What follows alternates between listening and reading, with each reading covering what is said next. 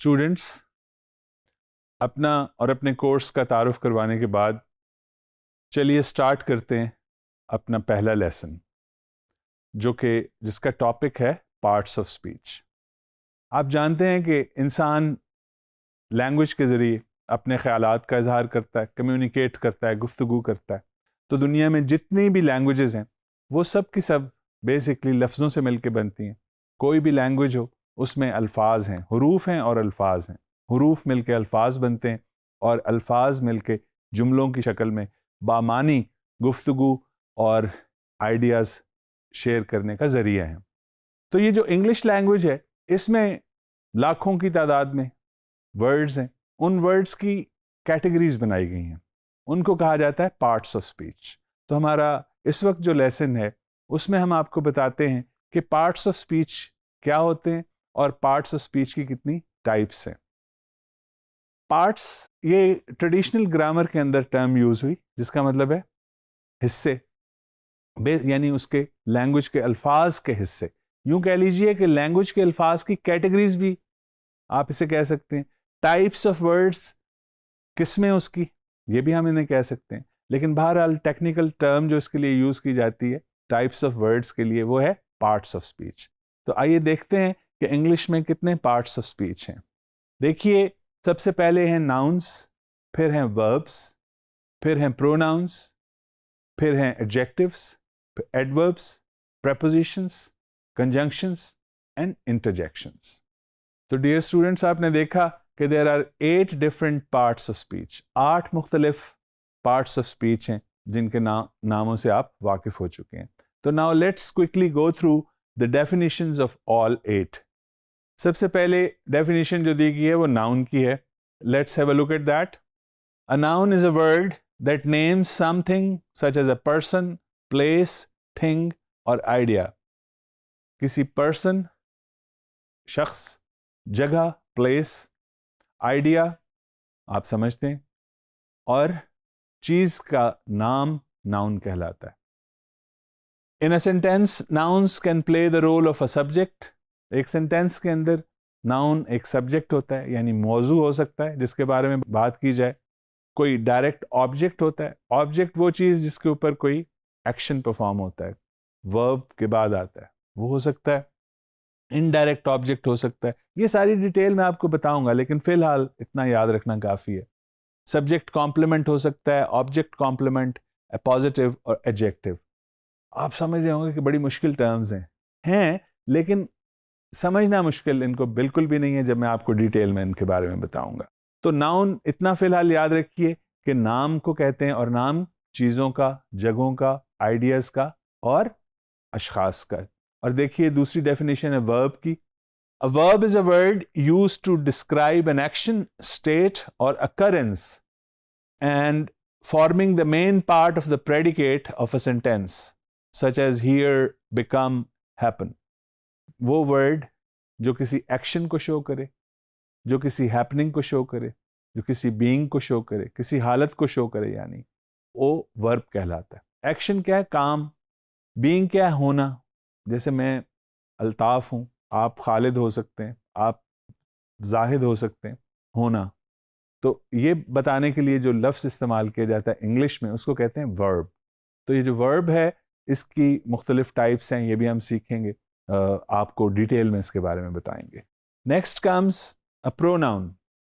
A pronoun is a word that can function as a noun phrase used by itself and that refers either to the participants in the discourse, for example, I, you, or to someone or something mentioned elsewhere in the discourse, for example, she, it, this. वो अल्फाज जो noun की जगह पे इस्तेमाल होते हैं। Pronoun, pronoun, words that are used in place of nouns. Nouns क्या है? नाम। जब मेरा नाम अल्ताफ, और मेरे लिए प्रोनाउन क्या है? आई। हम सब पाकिस्तानी, हमारे लिए हम के लिए वी। ठीक है।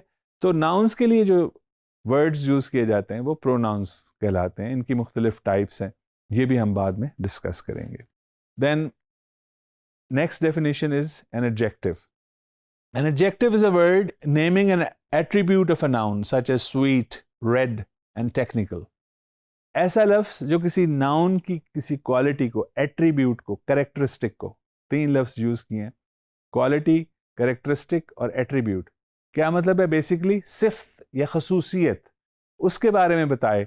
जैसे पेन है तो मैं कहूँ लाल पेन, रेड, ठीक है, या यहाँ पे एग्जाम्पल दी हुई है स्वीट, मैं बनाना है तो मैं कहूँ स्वीट बनाना। तो ये जो स्वीट और ये जो रेड है, ये नाउन को डिस्क्राइब कर रहा है, उसका वस्फ बता रहा है, तो they are known as adjectives.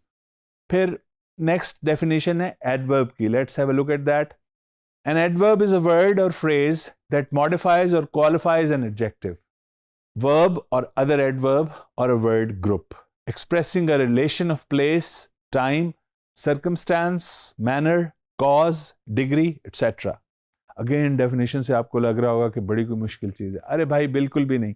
ऐसे अल्फाज जैसे प्रोनाउन नाउन के बारे में बताता है, इसी तरह वर्ब के बारे में, कोई वर्ब यानी कोई एक्शन या कोई बीइंग, कुछ होना, उसके बारे में कोई लफ्ज़ कुछ बताएं तो वो एडवर्ब कहलाते हैं जनरली। उसके अलावा एडवर्ब्स क्वालिफाई कर सकते हैं, बता सकते हैं किसी और एडवर्ब या किसी और एडजेक्टिव के बारे में। डिटेल्स डेफिनेटली बाद में।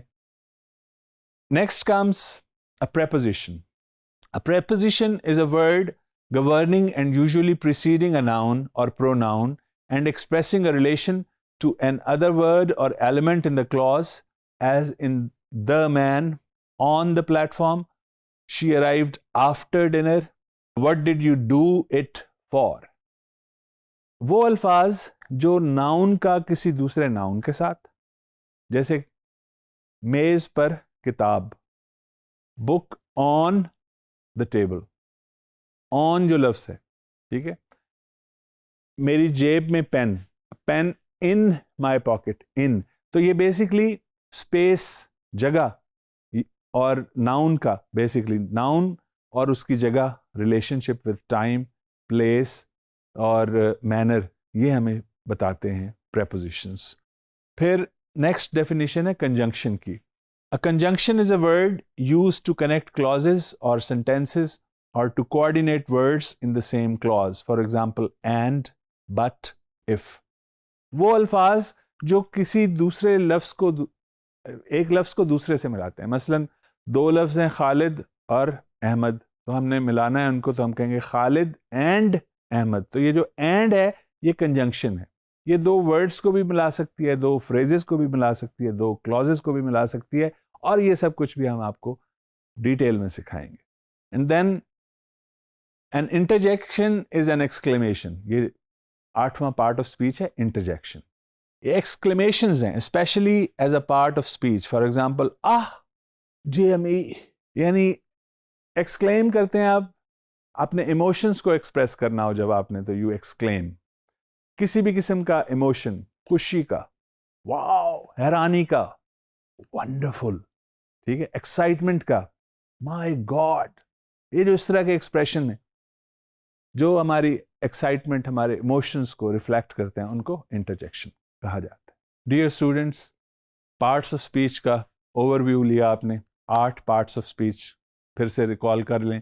Nouns, verbs, pronouns, adjectives, adverbs, preposition, conjunctions and interjections। इन सब के बारे में बहुत से लेसन्स हैं। इसके अलावा भी बहुत सी चीज़ें हैं जो हम देख चुके हैं पहले, कि जो आप लैंग्वेज में करेंगे, लेकिन इन 8 पार्ट को फोकस करते हुए बहुत से लेसन्स हैं जिनमें बहुत सी प्रैक्टिस एक्सरसाइजेस, एग्जाम्पल्स के साथ ये कॉन्सेप्ट्स आपके क्लियर किए जाएंगे और आपको बताया जाएगा कि किस तरीके से आप प्रोफिशिएंट लर्नर बने, इंग्लिश लैंग्वेज स्किल आपकी इम्प्रूव होगी इंशाअल्लाह।